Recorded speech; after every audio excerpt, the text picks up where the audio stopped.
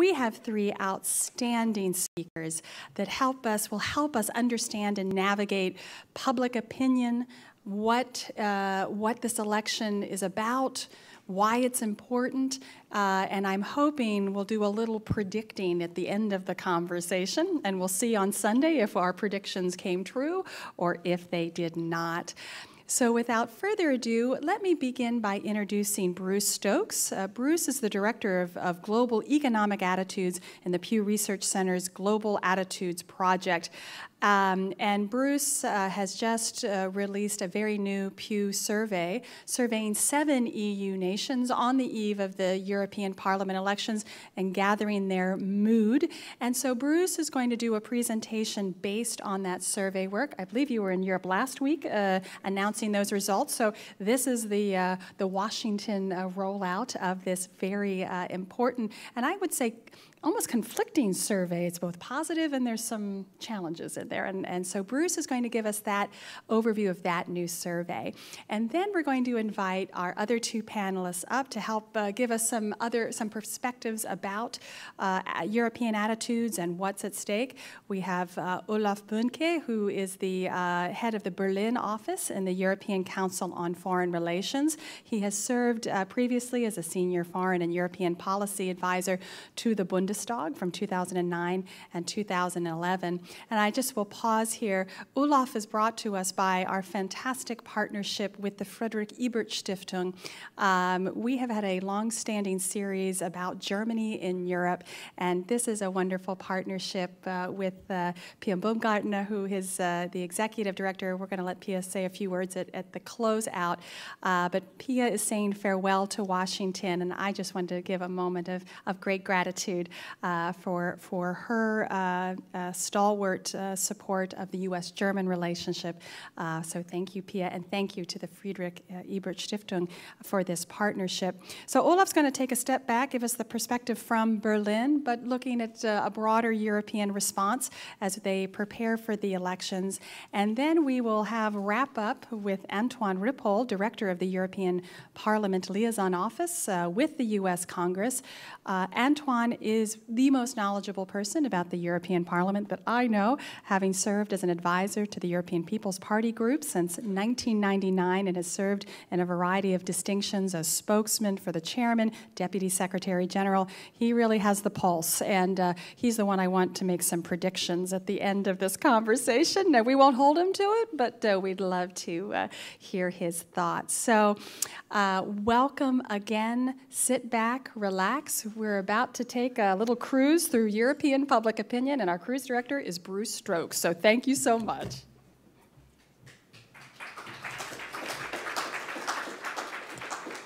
Thanks, Heather. It's really a pleasure and a privilege to be here. And I'd like to thank CSIS for giving me the opportunity to share this data with you for this Pew survey.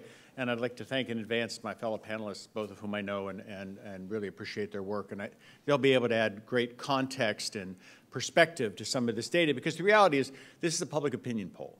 It has great strengths, but public opinion polls also have great weaknesses. I mean, they are a snapshot.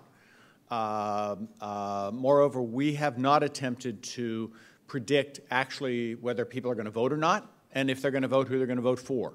I refer you to a number of national polls in each of the individual countries that are doing a very good job of trying to source out how many seats the Front National is going to get in France and how many seats UKIP are going to get in the UK. What we set out to do is to try to get a sense of what was the mood of the electorate as they headed towards the voting booths, because in part we think it'd be useful after the election to try to understand why people voted the way they did and what will they expect once the election is completed, and also to give us a sense of various trends we've been following in Europe for the last number of years, because for the last couple of years in the wake of the Euro crisis, we've been doing surveys in these 7 European countries. And I can tell you, actually, in the past, it was very easy to write these reports because all the numbers went in the same direction, down. As Heather suggested, this is a much more nuanced finding. There are some things that might suggest some positive upswing, or at least things aren't getting worse, and then there are other things that might drive people in their decision on how to vote, which are extremely negative. And I'll leave it up to you to decide on a rainy day on Sunday when people have to decide whether they go to vote, whether being upset about something drives you to the polls more likely than feeling kind of wishy-washy positive about the EU and the economy. I can tell you we know in American politics that, if you'll excuse my French, when people are pissed off, they're much more likely to vote than if they're just kind of feeling middle of the road. So, but we'll see. We have no idea how people are going to vote in the election. We have no idea how many people are going to show up. Do bear in mind, only 43% of the public showed up to vote 5 years ago. I think the consensus is that there'll be a slight uptick in turnout among various pollsters I've talked to in Europe. But I wouldn't expect it to be a profound uptick.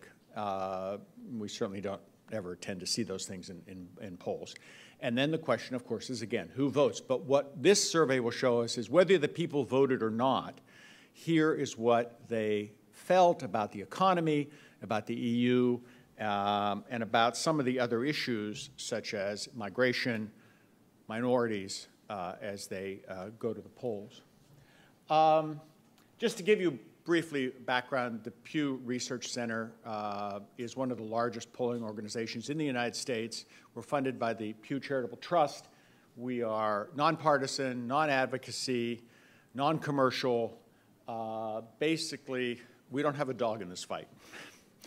We're just trying to give people an insight as to the outcome. We now survey abroad, and we've surveyed in 82 countries over the last 12 years, including surveys of 45 countries this year.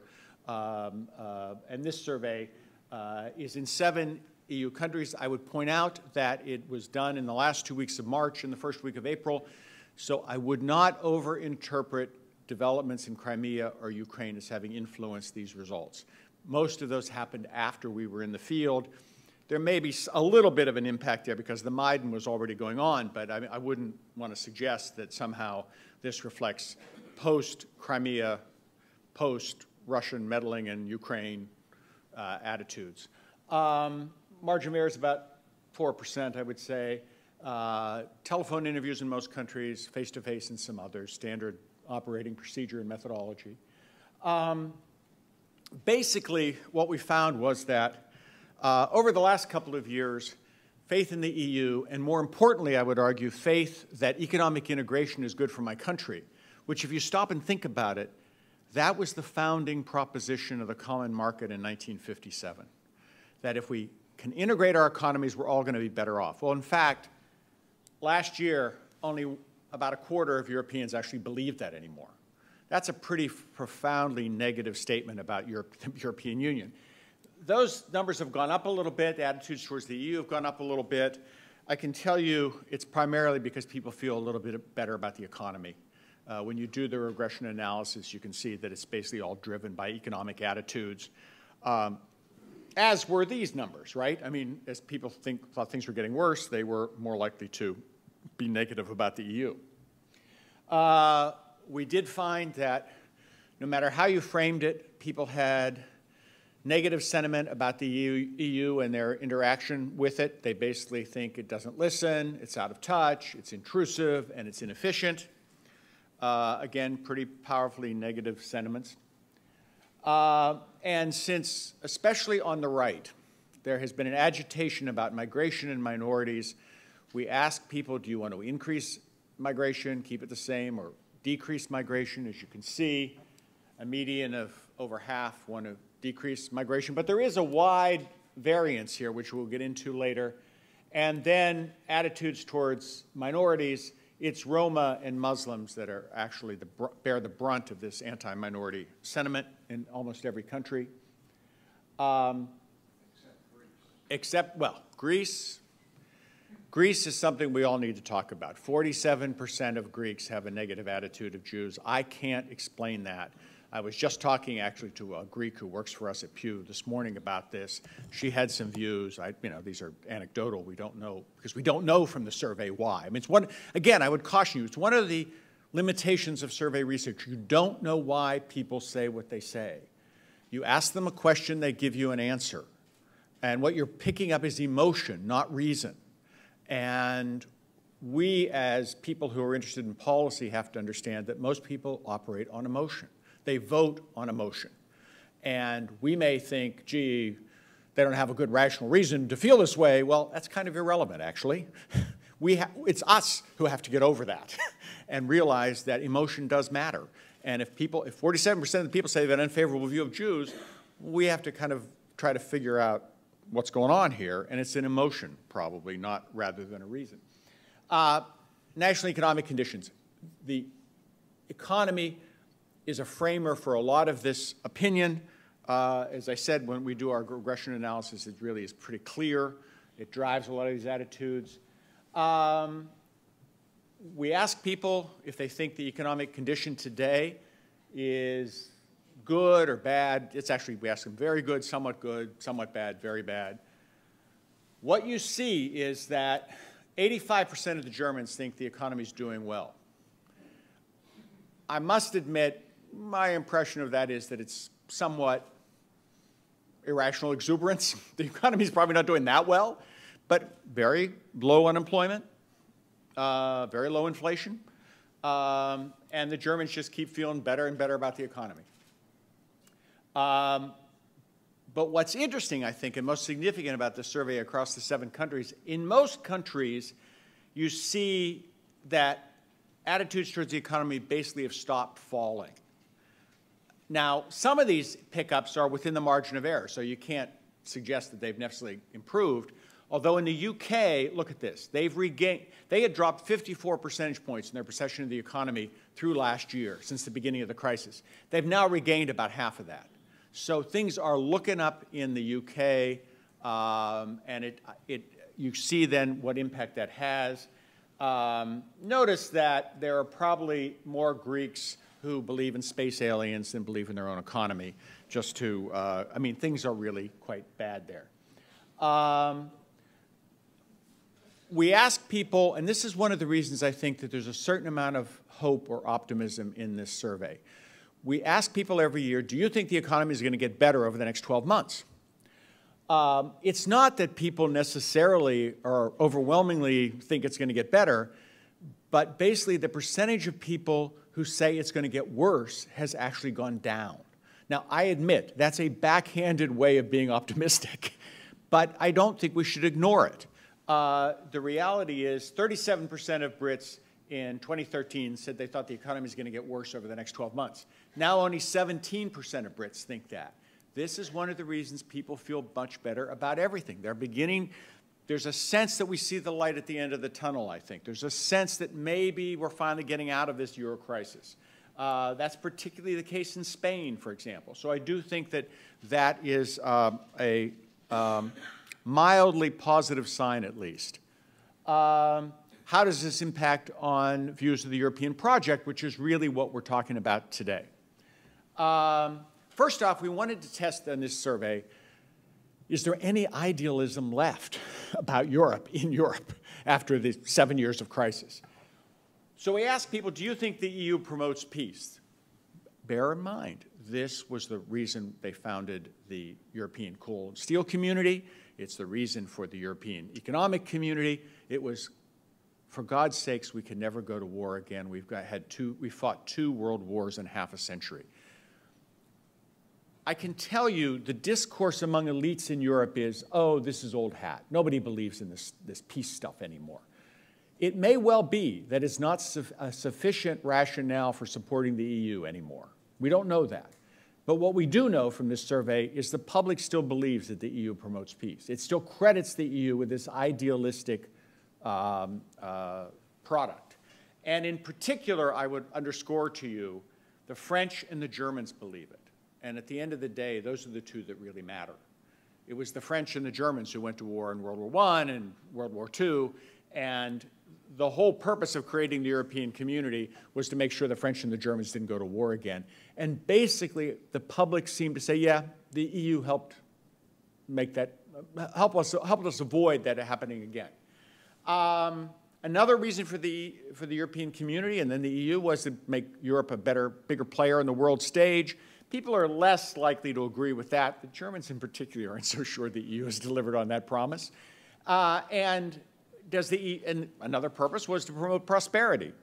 It's not surprising that the Greeks and the Italians who are suffering actually think the EU no longer delivers on that, and we'll see some other data, I think, that confirms that.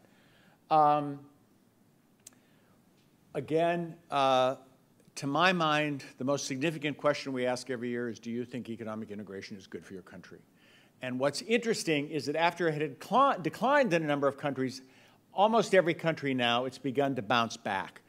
You know, it's still not great. Only 26% of the French think it's good for their country, but that's better than it was last year. What is significant, it seems to me, in this data is, look at Italy. It keeps going down. And I will tell you, if there's one conclusion from this survey, it is that Italy is the new problem child of Europe. I'll show you other sampling from Italy. It's not that things are worse in Italy than they are in Greece. Greece has hit the bottom, but Italians haven't hit the bottom yet in terms of public opinion, but they're headed in that direction, and it has policy implications. It's a much bigger economy. Let's be honest about that. Favorability of the EU beginning to bounce back a little bit. Again, it's linked to people's perception either of the economy today or the future. It depends on the country you're surveying on. I must admit, I can't explain this in France.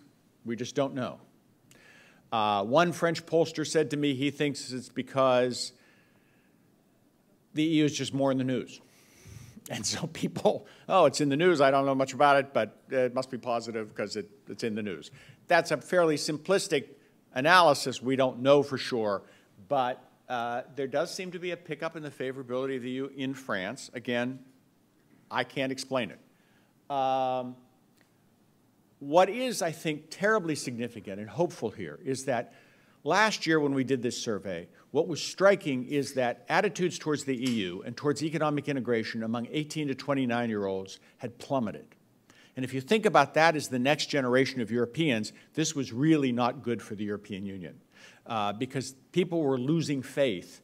The people who were going to be running Europe and kind of voting in Europe for years and years were losing faith. There now seems to be a bounce back, especially in a number of these countries, and it may in fact explain some of what's happening in France, that younger people have, it's not that they necessarily overwhelmingly in some of these cases support the EU, and actually they still aren't convinced that it's good for their economy, as they probably shouldn't, given the fact that in Spain or in Greece, youthful unemployment is still over 50%.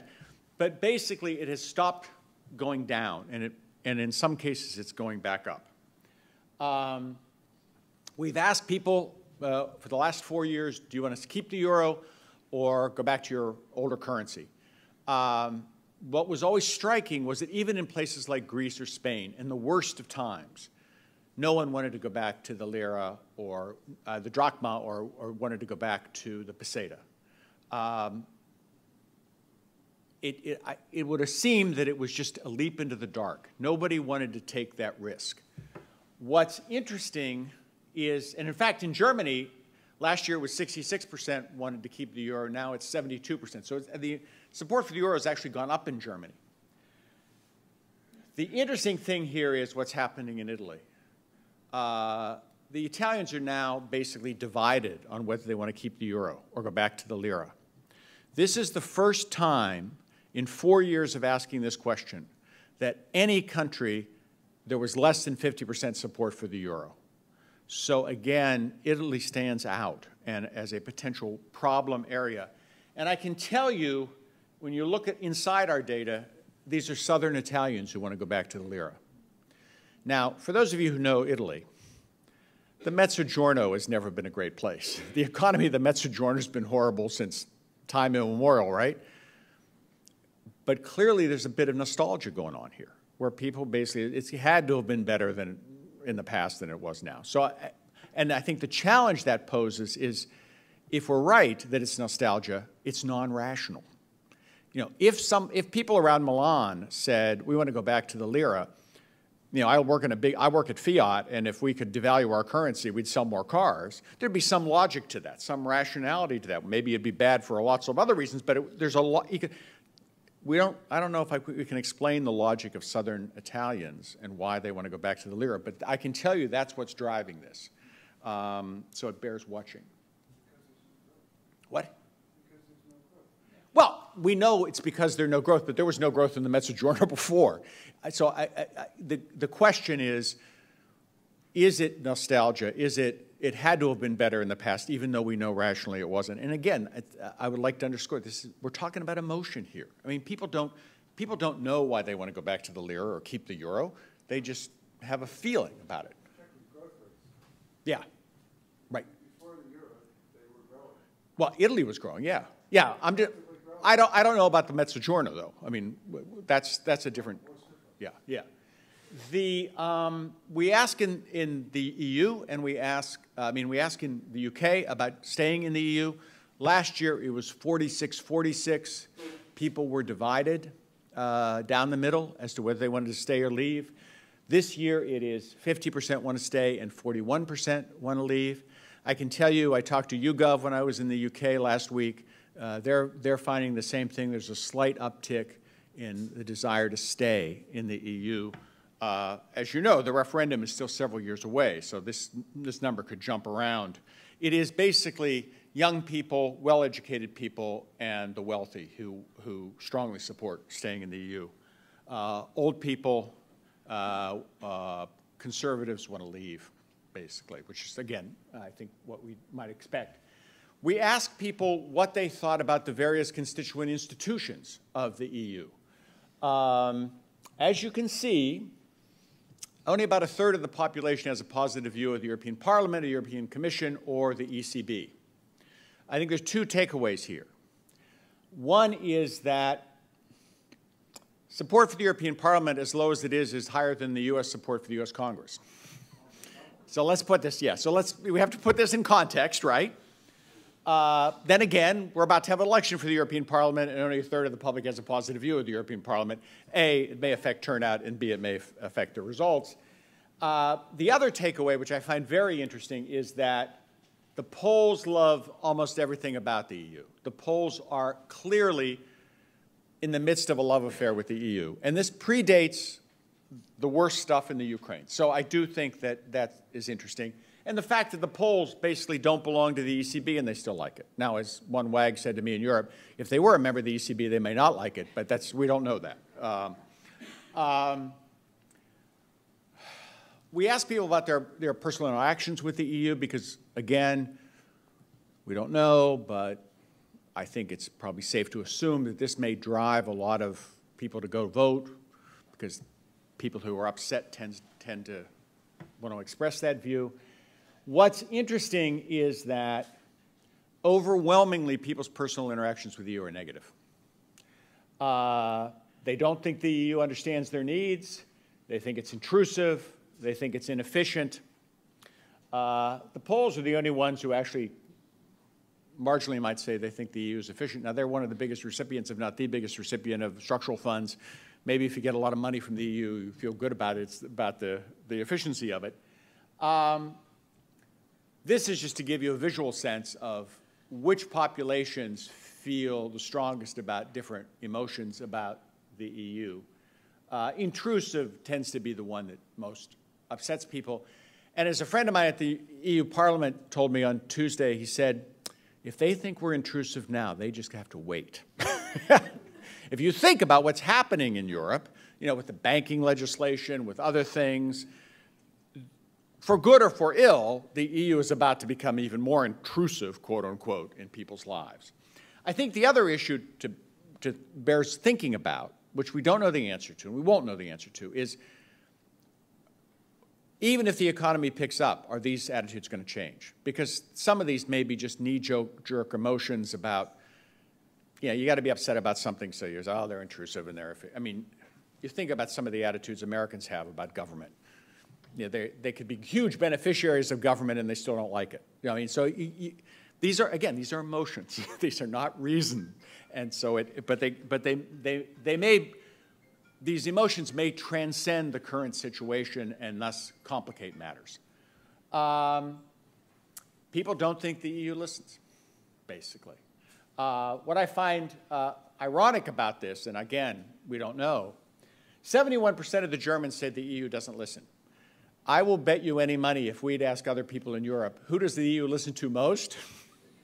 They would have said the Germans. So, but you know, basically people don't think they're listened to.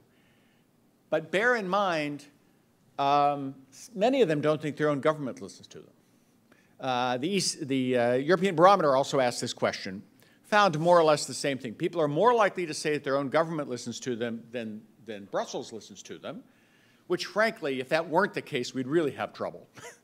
You know, but you know, what is interesting is, look at this. The Italians don't think Rome listens, and they don't think Brussels listens. They don't think anybody listens. They're just upset.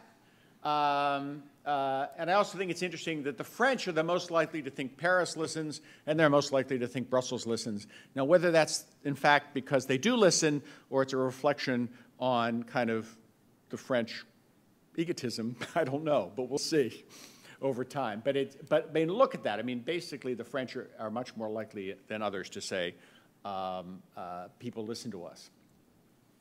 The upshot of all of this, mostly negative sentiment, is that very few people even want to consider giving more power to Europe over economic issues. So the whole debate about more Europe has very little support in Europe at this point among the public. The Poles are kind of divided on the issue. The Germans are actually kind of divided on the issue. But for the most part, people are against it. Doesn't mean it won't happen. Doesn't even mean it doesn't necessarily have to happen. But it's a sell to people, which it hasn't been made yet, that's for sure. Finally, especially on the right, there's been a lot of talk about migration and about minorities, and a number of analysts think this is going to drive a lot of the turnout in the election. Basically, we ask people about migration, and we ask people what they thought about immigrants. I mean, do they think immigrants take our jobs and benefits, or do they think immigrants' talents help our economy? What's interesting is in places like Greece or Italy, overwhelmingly people say they take our jobs and benefits. And by the way, we'd like to limit immigration. What I think is notable here is that Germany, only 29% of the public thinks that immigrants take our jobs and benefits. 66% of people in Germany say that we benefit from the talents of immigrants.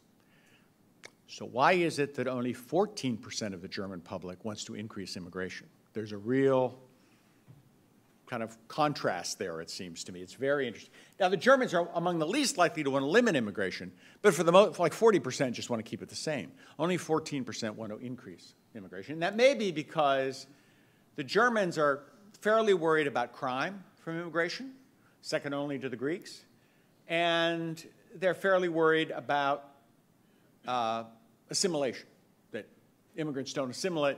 Only the Italians are more likely to say that immigrants don't assimilate. We ask about particular minority groups. The Italians in particular, and the Greeks and the Poles have pretty negative views of Muslims. Notice that the two populations that have the largest Muslim population are the ones with the least negative sentiment towards Muslims. Now, it's still a quarter of the population, bear in mind. So it's not as if there's this love affair with Muslims, but it is lower than a lot of these other countries.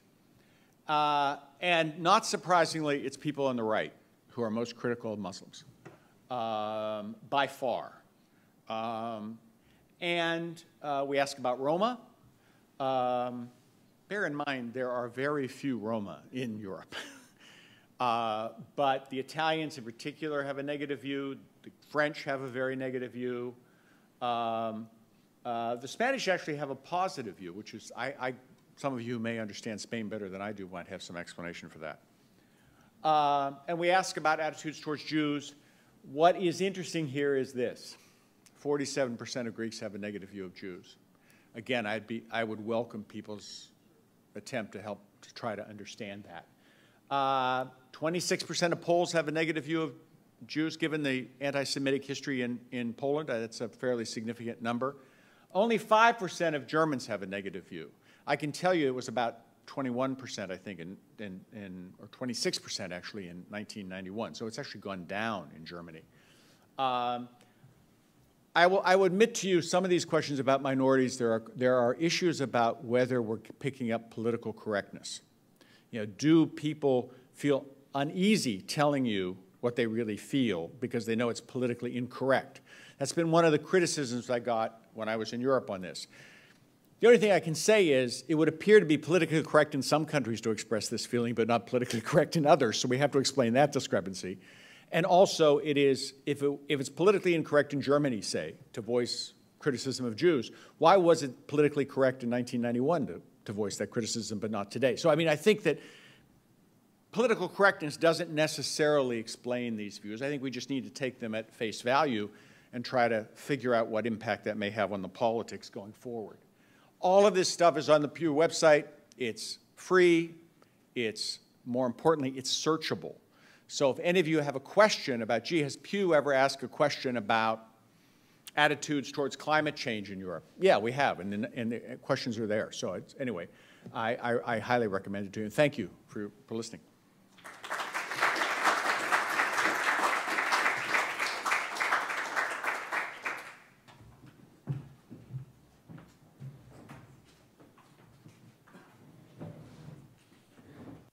Bruce, thank you. That was terrific and lots of good meat in there, which I'm looking forward to diving into during the question and answer period.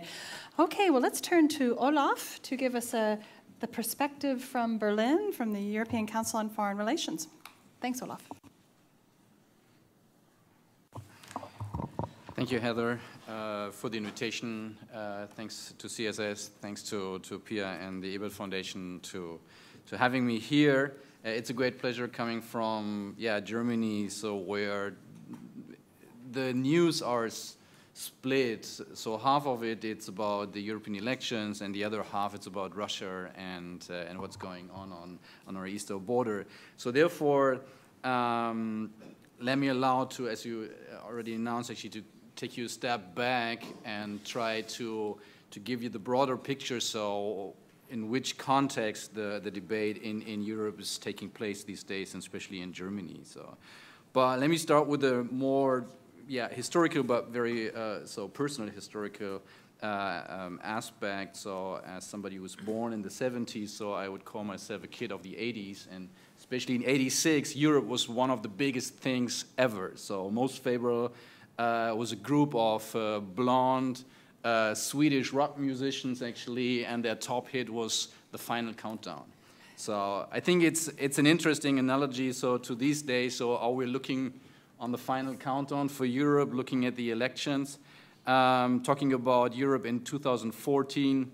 I think it's a continent in crisis, but it's not just what has been expressed, as you said, Bruce, on an internal crisis. Of course, we all know this started with the banking crisis, or actually with this economic crisis, so which was always called the Euro crisis, which I think is the wrong leading expression. So it was a banking crisis, it was a government debt crisis, also growth and competitiveness crisis. And these days, it's quite interesting to see we're also challenged by an external crisis, as I already mentioned, so by President Putin, Russia, what's happening in the Ukraine, just on our eastern border. And I remember back in February talking to a senior diplomat in Germany. That was just the day when the German foreign minister traveled to Kiev together with his French and Polish colleague to negotiate with Yanukovych, and he said, so if this goes wrong, we are really in deep trouble. So because it's not just the geostrategic implications, but then we are talking about refugees on our eastern border. We are talking about closing down the Polish border. Things in a similar context, we already were familiar with having the Arab Spring just on the other side of the Mediterranean Sea, but there was a border, a national border in between, and all of a sudden this became very real. I think a continent in crisis, of course, this has three aspects. We're celebrating the 10th anniversary of the big round of enlargement in the European Union these days. And if journalists are asking me, so what are the benefits of enlargement countries these days or back in the day? So I always used to say, okay, it's about security, it's about stability, and it's about prosperity. And in a way, I think this is the European promise to its own people. So this is what the criteria as people are measuring if it's desirable to live in the European Union. And as we already listened to, of course, the prosperity issue, so the single market, the common currency was the big thing in recent days. The security issue now with the peace project, and it's true what Bruce said from a German perspective, so this is the ongoing debate in Berlin, so people are fed up about the peace narrative, so the peace project, actually, young people don't believe in it any longer, and now having a Russian president challenging this project as such, so you can have lively debates with young people on the streets, and there's nobody doubting that this is what the European Union is about.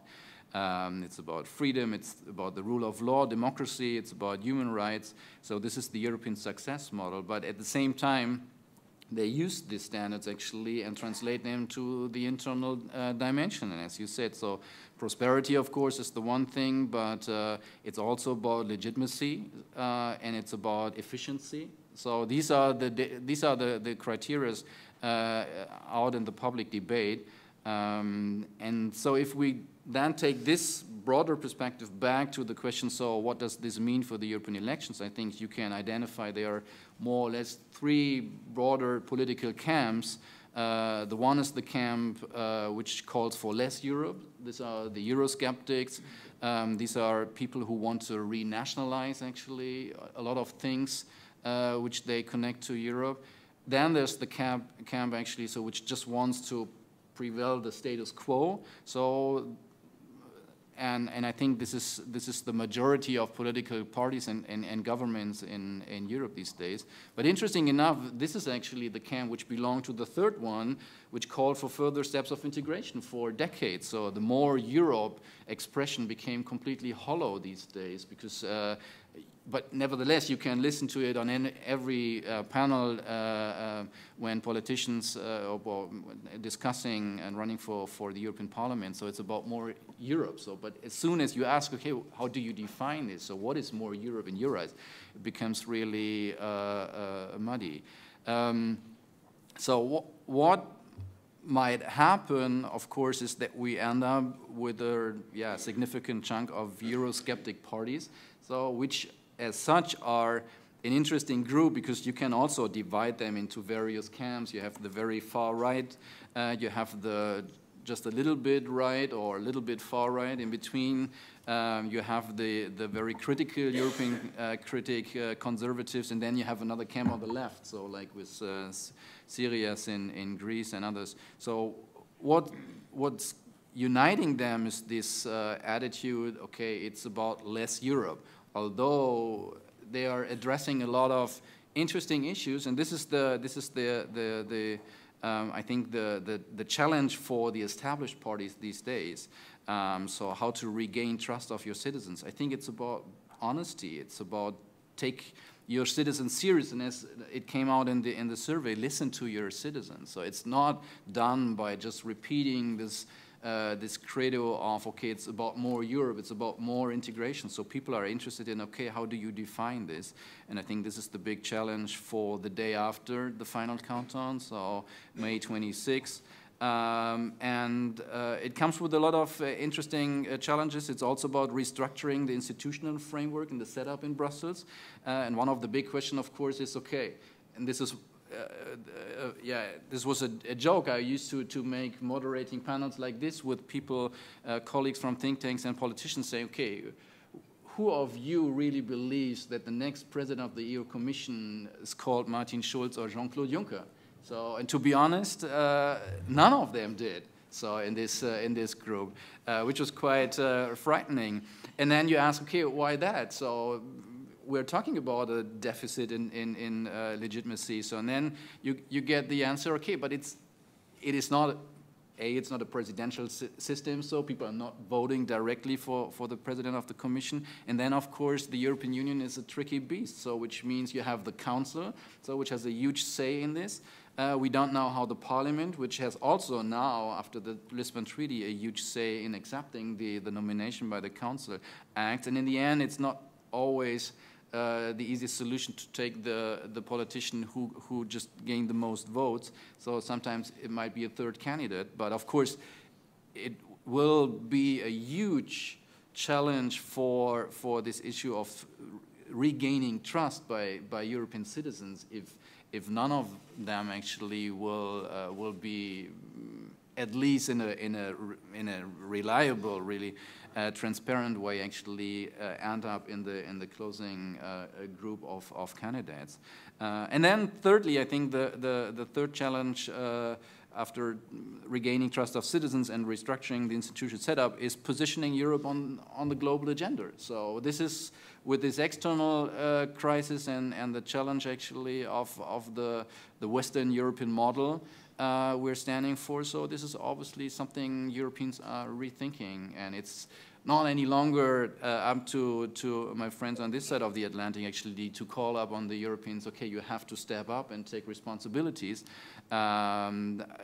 Just the day before yesterday, I attended the big conference in the German Foreign Ministry set up by the foreign minister in the aftermath of the Munich Security Conference, setting up a process which is called the Review 2014 process to have a picture, okay, what's Germany's role in a European context in international affairs? So, and it was a lively debate. It goes now to a public, very interesting phase where the foreign ministry tries to engage with the German public opinion of, okay, so do you think we have to take more responsibilities on this side? But I think the answer cannot be a national answer, actually. It has to be a European answer. So what's Germany's role in Europe? And so therefore, looking forward also in this context to what's the results of May 25th. If I may add, so if you're interested in more, the ECFR just published a policy brief on the issue of the Eurosceptics. It's called the Eurosceptic Surge and how to respond to it. And I had the privilege to participate in a very interesting project, unfortunately only interesting for those who read German. It's called the Europe Atlas, published by the Böll Foundation in cooperation with the ECFR, which has a number of very interesting graphs and statistics actually to make it more visible. And the funny thing is that we were not really sure about the reception of it, and it's already sold out, and we are thinking of publishing it also in English edition, so you can see it everywhere on the public transport, people reading this stuff. So there is an interest actually to learn more about also the positive things of Europe, and I think that's a very good precondition actually to enter the next phase. Thank you very much. Olaf, thank you so much. Antoine, I think you're going to have to answer Olaf's question of why Martin Schulz and Mr. Juncker may not become candidates. I'm so provocative. Go. Thank you also for organizing this event, and so to Pierre and colleagues. Well, I will begin with what can we expect from these elections. So I don't read in the future, but we can imagine what's going to happen, and also with Bruce, what Bruce told me. First, the level of participation. We expect that it will be rather more what it was last time. So we don't expect big changes, which is for EU standards not so great, but for midterm US standards, you said, quite good. Actually, the double of what we expect in November. So, okay, you have to put everything in perspective. The difference is that in Europe, it's a big issue. In America, nobody talks about that, I think. So, but anyway, but this time, it's not so much the question.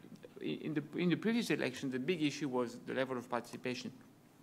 This time, it is an element because it shows the interest or not of citizens. But this time, what is really interesting is two things: is what will be the ratio between extremists or non-mainstream, let's say, because it's hard to say. I mean, there are the Eurosceptics and those on the extreme left and right, so I would rather talk of the non-mainstream. Probably what we expect is the non-mainstream will double their score, which is quite a lot. At the moment, we have more or less 13%. We expect we will have around 25%. So it is a lot, and obviously politically it's an important factor. If in France, in my country, you have the Front National first, it's politically significant. If in Britain you keep is first or second, it's politically significant, etc., etc. So it is a political element that will be, I guess, the big comment of the day. That said, if you have, I'm not very good at mathematics, but if you have 25% against, let's say, the actual EU construction, that means you have 75 in favor. Some people say, well, yeah, but it's true, but actually if you count the people who vote and the people who don't vote, it's less than, well, okay, but in a democracy you count with those who vote. And so the reality of this parliament will be, of course, that the extremes or the non-mainstream parties or political groups will be on the fringes, but that the mainstream groups will be pro-European. And they'll have different ideas. The socialists and the EPP and the liberals and the Greens do not, as you obviously, share all ideas, and they have their divides and they have the... But what really makes, at this particular moment of the European Parliament and construction of the EU, what makes this Parliament very strange, I mean, it's a strange animal for a normal person, it is that, I mean, normally in any Parliament, the divide is between left and right, right? Well, in the Parliament, it is that, but mostly it is about, are you in favor of a stronger EU integration or not? And that has been a key factor in the last 5 years with the, I agree, it's not good to say the euro crisis, but the financial crisis. You had the pro-European, those who wanted the banking union, those who wanted the six-pack, the two-pack, I mean, all those who wanted more governance of the euro, and those who didn't want it. And all the main parties, the four main parties, the center-right, the Social Democrats, the Liberals, and the Greens, spend their time voting together.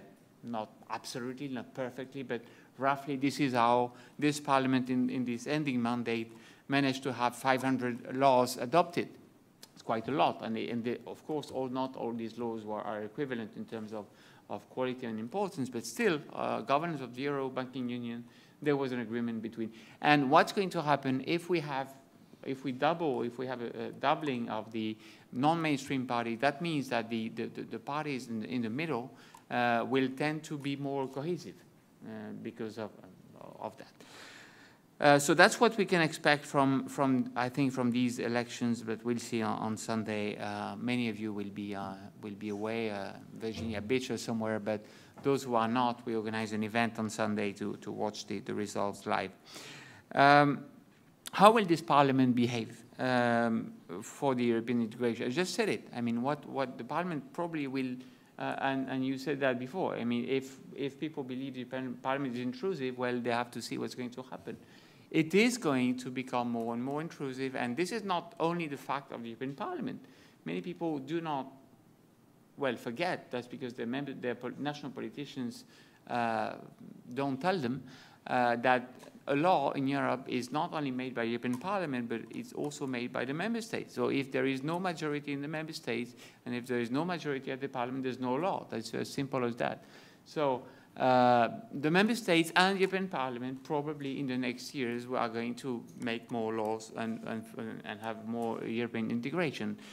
So that is probably what's going to happen. How will the Parliament and that's a more risky thing, behave towards America? So I have to be careful here. So at the moment, the mainstream of the Parliament, and again, it's now 80% of this Parliament, is in favor of TTIP, is in favor of, is globally rather pro-US, if it means anything. So we tend to believe that the US our natural partner, and we want to do more with the US because it makes sense economically, because it makes sense politically, because we consider that the US our great brother. We're not on right now. We great brother in two significations. But anyway, we believe we feel brothers or cousins or family anyway.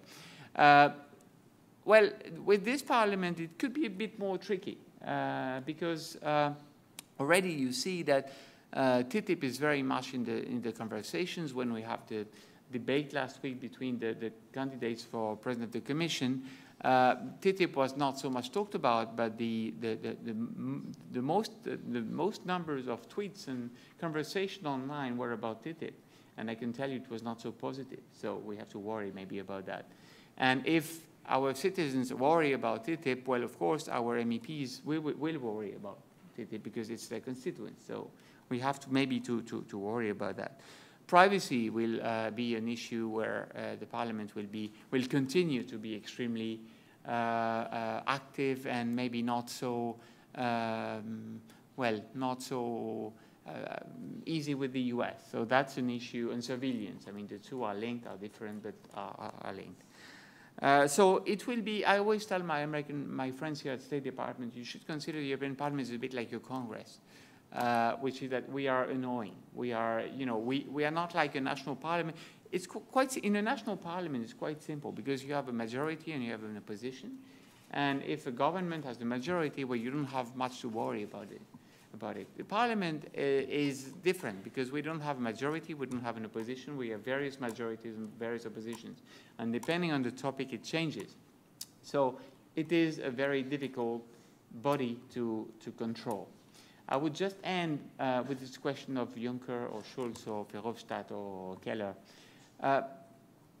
It can look very, very bureaucratic and very technocratic, the story of the presidential candidate. But actually, what we and when I say we, it's mostly the European parties and the Parliament, but mostly the European parties, the Socialists, the centre-right, the Greens, and the who do I forget, the Liberals, who say, I mean, you just said that people distrust the EU or believe that we are too intrusive.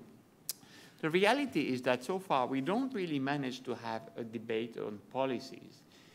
And this is why the populists are gaining. I mean, everybody talks about populists, about extremes, but nobody really talked during the campaign that now ended yesterday about real issues, which is, do we need or not a European strategy on energy, for example? Do we have a European policy? Do we need European policy? And if it is, what kind of energy mix do we need? That's a real European discussion. Did we have it?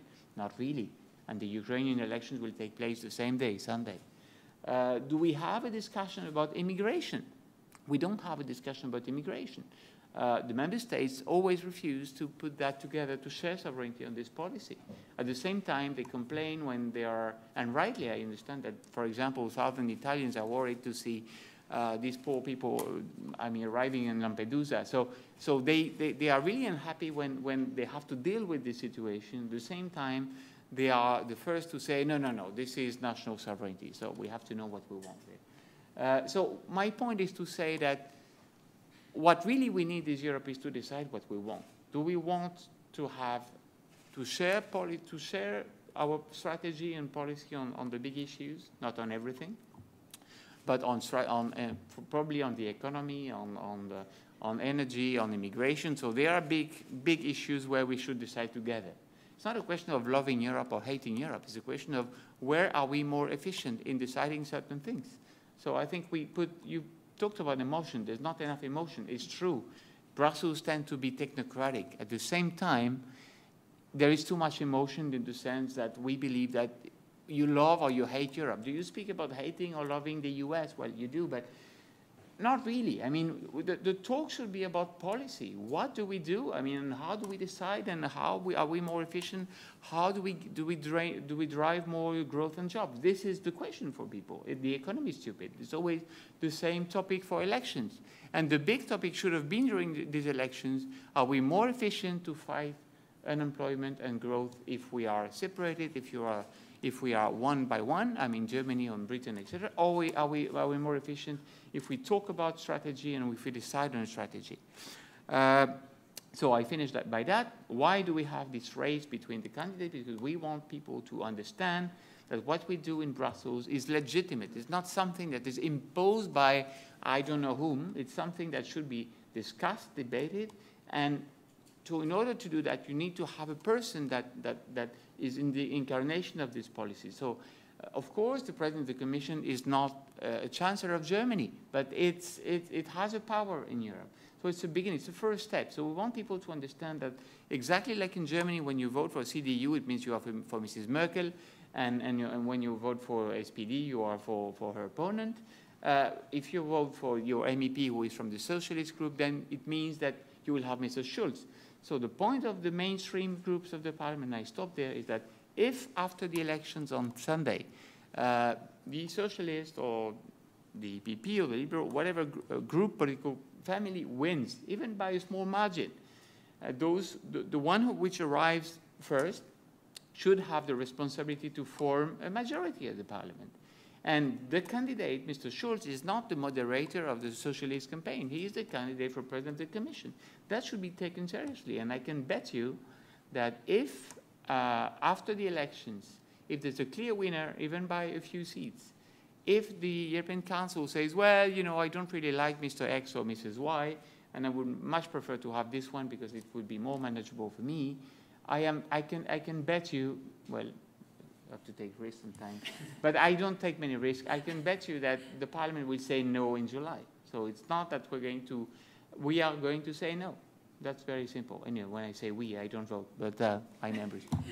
Anyway, thank you very much. Antoine, thank you, Olaf, and again, Bruce, thank you so much. Great discussion. I think, you know, as I'm being asked as well, you know, what are the headlines Monday morning when we wake up? I think the headline is, you know, this does matter to the United States. The future composition of the European Parliament will have very important implications for trade, for data sharing between our countries, for future prosperity and security transatlantically. This does matter. This is important. Obviously, attention is also going to be paid to the Ukrainian elections, but this is important. Let's keep our eye on the ball.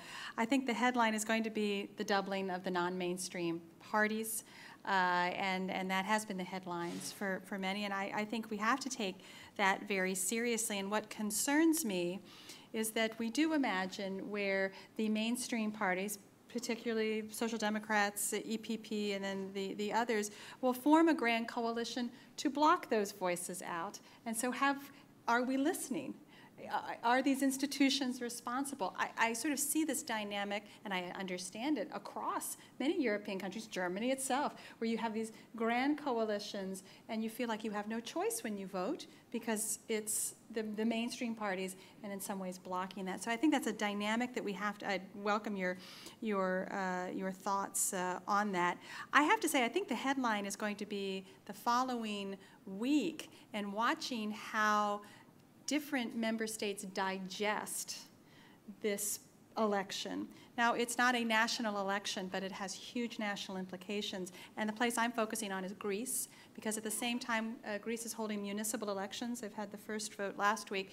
If you have a massive vote for Syriza, that is a two-vote majority in the Greek parliament. I'm very worried about Italy. Bruce, I mean, you laid it out. This is a country in distress, and we know the politics are very volatile. That actually the story here is how this shakes the very fragile coalitions, and that actually will have implications about how member states. So I'd welcome reflections on the implications of particular member states and how we take a look at that. What I'd love to do, you can sort of think through what you want to answer in that, or any comments you'd want to offer on each other's presentations. We have about 25 minutes for good conversation. If you can raise your hand, we'll have microphones. If you can give us your name, your affiliation. What we love here at CSIS is you keep your comments short, but your questions very provocative. So what I'm going to do is bundle, and then you guys can fire away at it. So I'm going to start right up here in the front, James, and we're going to sort of go tick-tock-toe, and we'll go right across an angle and get their questions. Thank you. Hi, thanks. I was particularly interested in the... So could you identify I'm yourself? Charles Wessner with Georgetown University. You know, it was tremendous information. I would, and I compliment you on it. I want to stress that. At the same time, I'd like to make some observations, not criticisms, that you might want to juxtapose some things. Take the OECD figures. and put the different paths of economic growth and expectations, and then put that against how you feel about the EU. I mean, I think you've got derivatives here. They're dependent variables. I'd love to see for the minorities, for example, you could posit some, you know, the Poles don't like Jews. They just forget that there are only 6,000 of them left. So it's really hard to blame them for much. But they don't hesitate, so there's some historical things there. You might want to talk about the democracy and trust. Europeans tell me there's a democracy deficit. You know, they love democracy unless the elections go badly, and then they stop the process because otherwise you might not get the right answer. Mr. Putin has an understanding of that. He could advise them, I suppose. Peace. You favor peace, and is it the EU? NATO's there too, isn't it? You know, I was very pleased. I hope that the EU is now massing its divisions on the German, Ukrainian, Polish borders. I mean, you're moving troops now from the EU, I would think, and moving people up to the Baltics. Isn't that who's doing it? So, no, there's a moment of almost absurdity that approaches. I think the Americans had something to do with peace in Europe, helped by stark fear of the Soviet Union. So I really submit that the question being asked there is a little bit curious. Economic integration and growth, right on. Peace in Europe, I think there are perhaps other sources. And and in that same vein, you might ask, do we get security, stability, and prosperity? Probably prosperity. Security has just been knocked out from under us. So I'll stop there, but again, my compliments on as a last resort, actually ask people. But on the other hand, putting up data next to that, I think would considerably enhance the value of the report. And I have one last question for Olaf, just a short question. The Economist had a wonderful cover about who will America defend the other day, about 2 weeks ago. Who will the Germans fight for? Fight for? Mm-hmm. I said fight. Question. We'll just keep passing that microphone right across. Mike Macetic, PBS Online NewsHour and European Affairs. In the debate last week, which the European Institute very kindly provided a feed for so that a few of us wonks could actually go over and listen to these folks, who 3 of the 5 spoke English, which was very accommodating of them. The Green Party, you said they're in the mainstream in the European Parliament, but the Green Party candidate specifically took her party out of the TPP. I know we're a long way from even having a treaty much. And by the way, what is in this U.S. Senate, you need a 2/3 vote to ratify a treaty. What is, or is it 3/4? I can't even remember. What's the margin you have to in the European Parliament? Because if you get 25% non-mainstream, the Greens vote against this. There are a lot of socialists under pressure because of the investment stuff to vote against this thing. I'm somewhat less sanguine than you are about the fact this treaty is going through. And another question for Bruce, more as a guy who has politics in his bones rather than as a pollster. If you were the head of the French Socialist Party, wouldn't you be rather worried that 2 days before a major election with the National Front breathing down your neck, that the major news story in France is that the government train corporation has spent $15 billion buying a bunch of trains that aren't going to fit in the stations?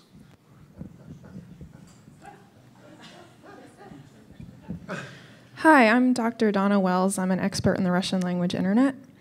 Do we think it's a realistic scenario that in the next few decades, major European powers will exit the EU? Thank you.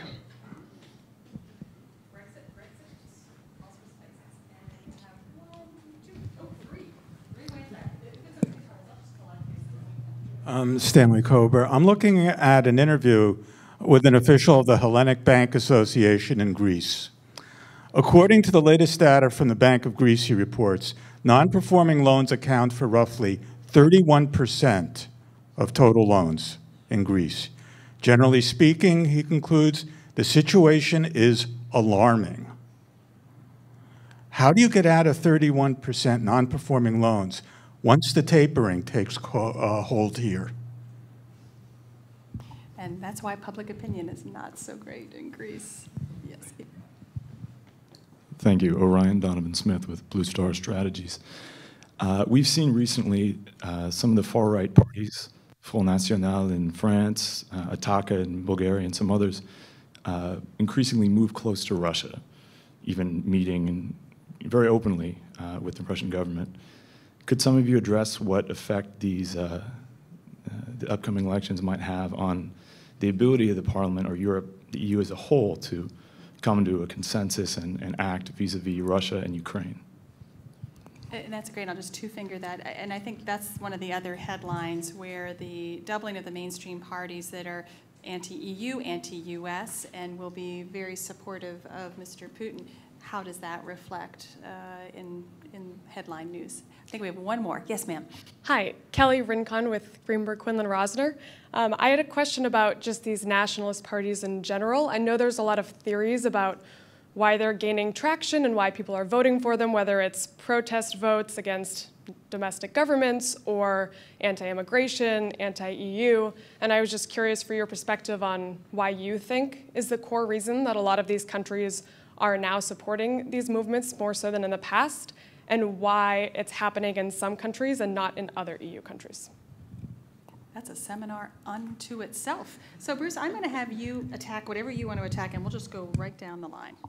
Well, I think you raised an interesting point in that last question, that it's generally the far right that is more critical of the EU, but it's not exclusive. I mean, it's the far left in Spain and Greece, in our survey at least, who are more critical of the EU. And I think it has to do with the internal narrative. I mean, in Greece and Spain, the left blames the EU for the imposition of austerity, which obviously they think has been too hard on people they care about and people who vote for them. Whereas what may be driving the far right sentiment in other countries is other sentiments. So I do think that while the anecdotal evidence and the press coverage is mostly about the far right, there actually is a far left. I mean, if you in France, the far left is also very critical of the EU. The Linke in Germany is also very critical of the EU. They just happen to be smaller parties, so they don't get as much attention. Great question on TTIP and how that fares in the European Parliament. It seems to me it's way too early, I think, to judge. Antoine might have a good sense of that, but I think that we have to get there first. We have to get a deal. But I can tell you, since Pew did a survey about TTIP in Germany and compared it then to attitudes towards TTIP in the United States, there's far more doubt about TTIP in Germany than we originally thought when we originally decided to do the survey with the kind support of the Bertelsmann Foundation. And I would say that we thought at the time maybe the survey story was going to be, oh, the Germans like this and the Americans have questions. In fact, what we found was, and on some of these aspects, the Germans were even more questioning than the Americans, which suggested the kind of trouble this might be in. And I can tell you, having just spent 10 days in Europe, it comes up everywhere, and the criticisms are the same. So there's a lot of a challenge here.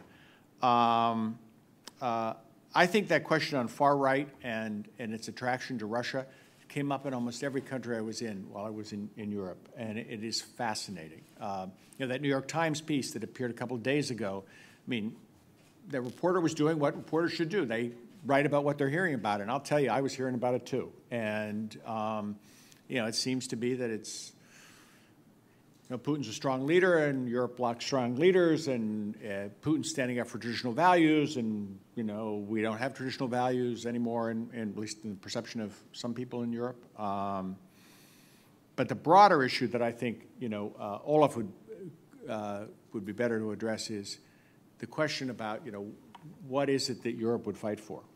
And I think that profound question of the sentiment, especially in Germany, because we've seen some of the polling data in Germany, not ours, other people's, that the Germans would like to be in the middle, they'd like to be the arbiter between, and, you know, whether that's the American perspective of where the Germans should be, we don't know what the American public would think, but I don't think it's the American establishment's view of where Germany should be. But it was very profound when I was there. That as one very senior British official said to me, his sentiment about the Germans were that they felt like Ukraine was not worth the job of a single Pomeranian engineer. And I'm not saying that's what the average German thinks, but if it is the perception, we may have problems down the road. And I think that's, in terms of transatlantic relations, this is one of the things that really should be followed closely. And I think Heather's point is the very interesting day after question, is to what extent and in what ways do the national governments begin to chase these disgruntled voters after the election? You know, it's going to be a wake-up call. They know it's there, but now they're going to have to confront it. UKIP will do really well. Front National will do really well. AfD in Germany will probably do better than people would like, at least the establishment would like. And then how does the national leadership, and what issues do they choose to kind of try to lean in that direction to kind of go after it? Because that has then policy complications and implications that we can't predict, but I think just all of us who follow politics know that's what happens when you get a wake-up call from the voter. The establishment parties try to chase those voters. And watch this screen, because I think it's going to be a very interesting and potentially confusing message is going to come out. Please. Yeah, thank you. Also on the Europe critics, so the last question. So one sentiment actually, so because you pointed out rightly to the leftist criticism actually, and going back to my Europe Swedish band in the 80s actually, so what you can see is a revival of the anti-globalization narrative, so with this.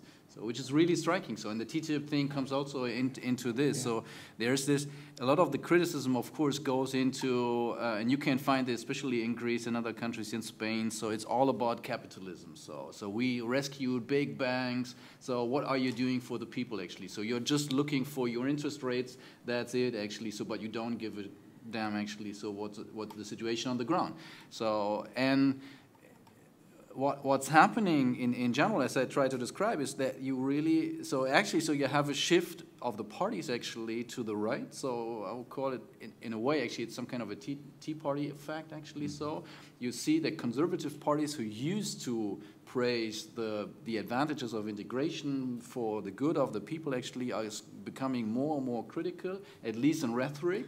So it's another thing what they're really doing. So because that's the fascinating story about Angela Merkel. So on the one hand, so the SPD tried to run the national election campaign last year on the narrative that, okay, whatever the government said they are not doing, the next day they did it. So they said there will be no sand for Greece, actually, so there was the first rescue package. Then they said, okay, there will be a temporary umbrella, actually, to save the market, so, but will not be fixed. No, there will be no umbrella, actually. Then there was, the other day, actually, the umbrella. Then they said it will not be a permanent one. Then they came up with the ESB, the SAF, things like that. So, but the thing is, people did not care about it. So what was interesting, and this is really interesting, this disconnect of the Germans from the rest of Europe, is that we are living, as you said, so in this big Switzerland phenomenon. So as long as we live a decent life, things are okay. So this is what I tried for the last 2 years to make people understand. So the Germans have no desire to tell others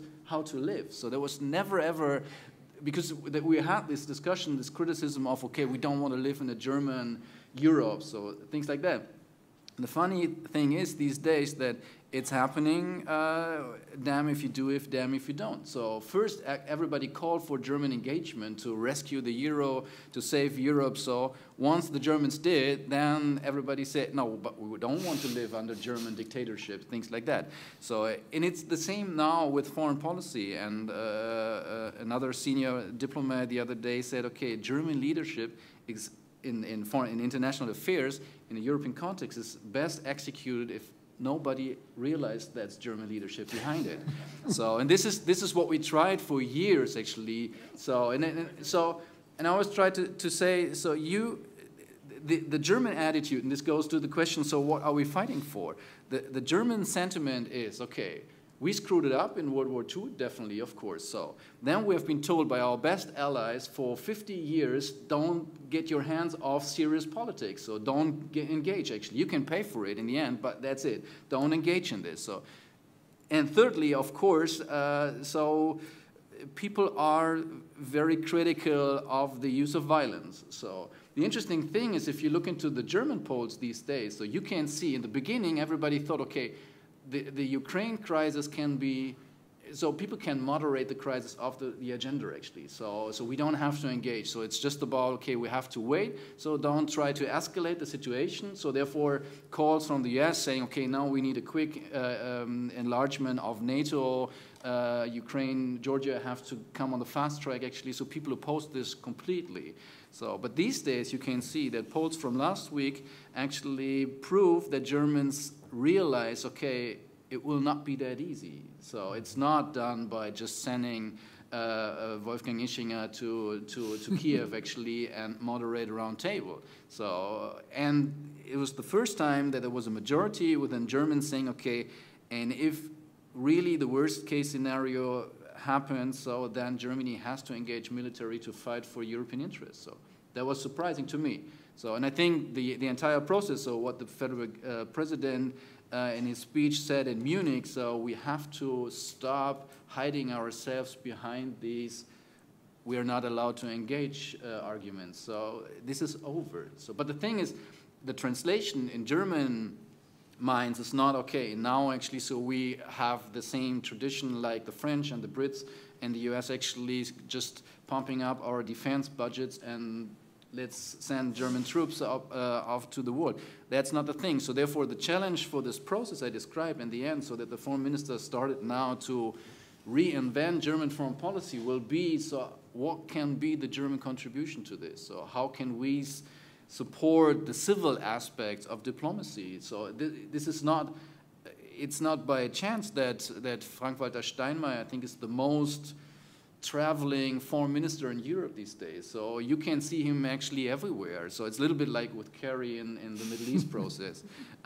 So he was all over the place. And it was interesting because I talked to the guys from the German MFA. So because then you can come up with a democracy deficit and say, okay, but then it's back to the member states, so where's the European component? So, but he told me, okay, the day when the three ministers traveled to Yanukovych, so they had an agreement, they called Katie Ashton, she was involved in the E3+3 or P5+1 negotiations in Geneva with Iran, couldn't be in Kiev.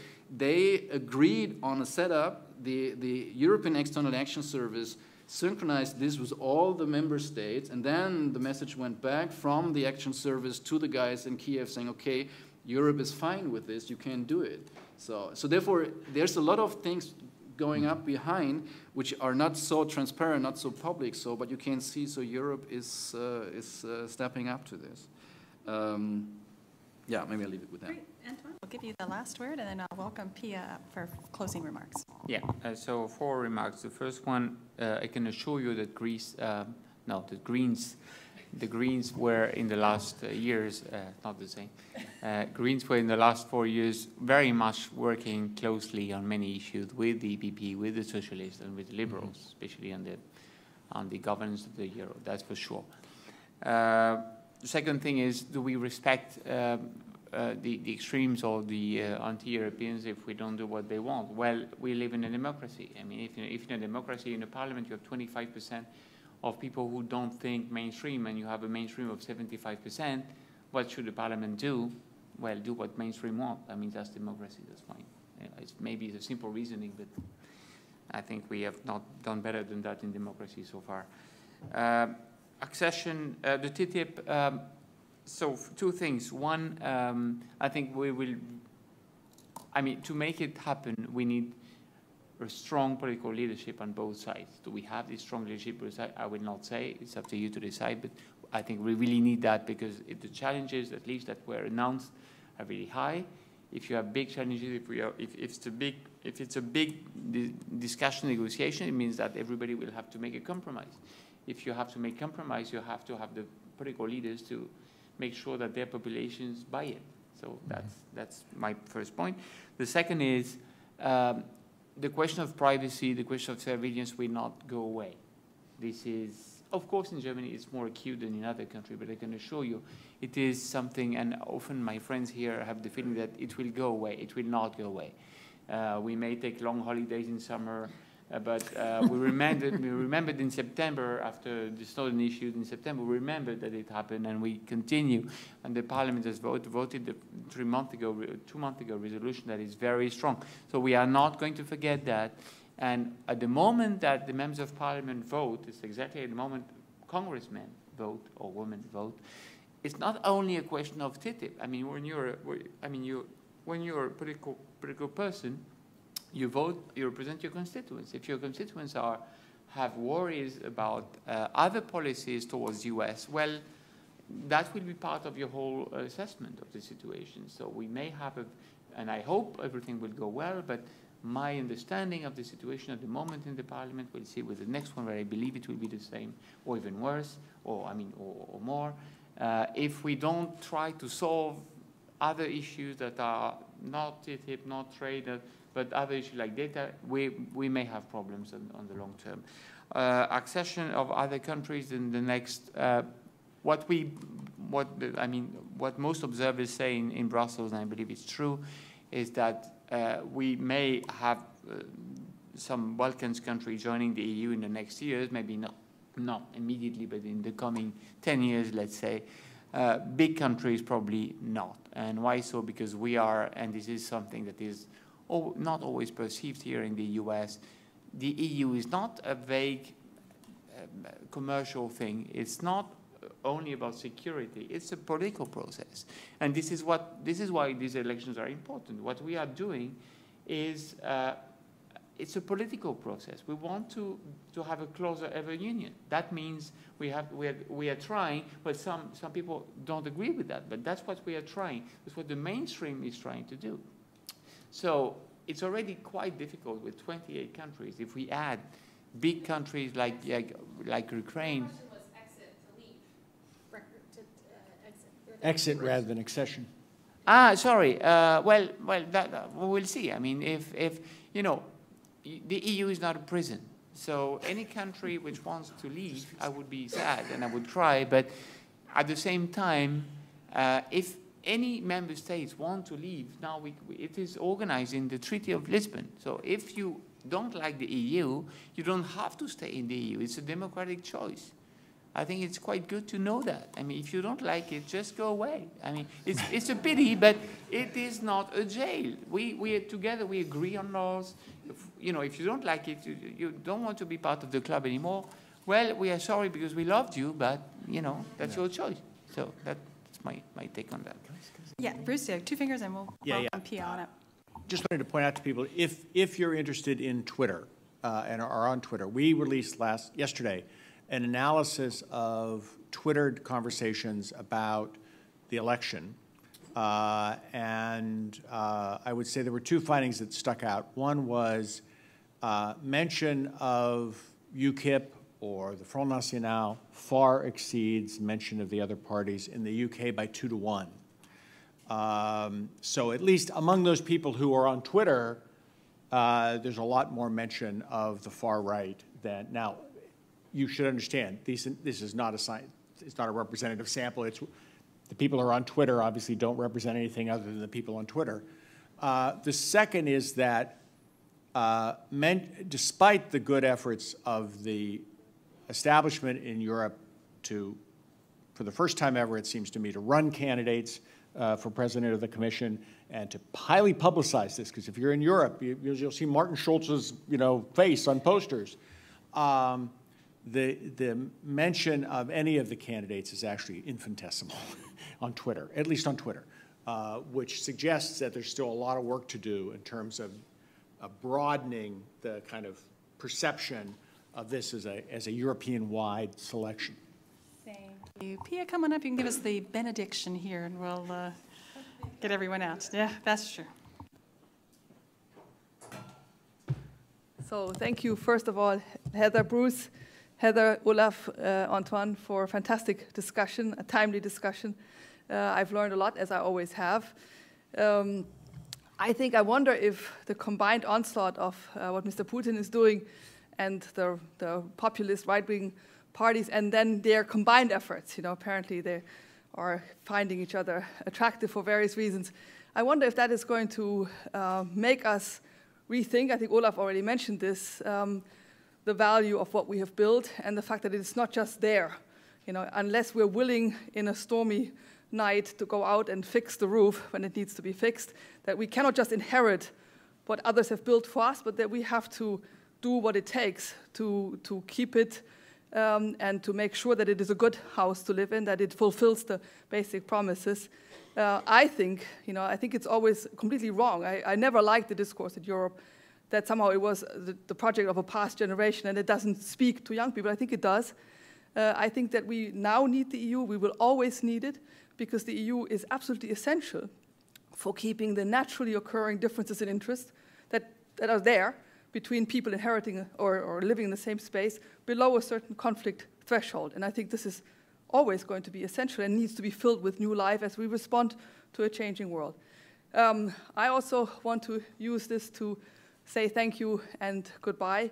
I think if, like me, in the last couple of years, you have the incredible good luck and privilege to work on issues you really care about, to work for an organization you really care about, and to work with people you really care for, then you are as lucky as can be. So I have been extremely lucky. Thank you for a wonderful cooperation with all of you sitting here. We have had various forms in which we have worked together. I feel quite good because I know that the office in Washington is in extraordinarily good hands. It's my colleague, Michael Meyer. Maybe you should get up so you can see him.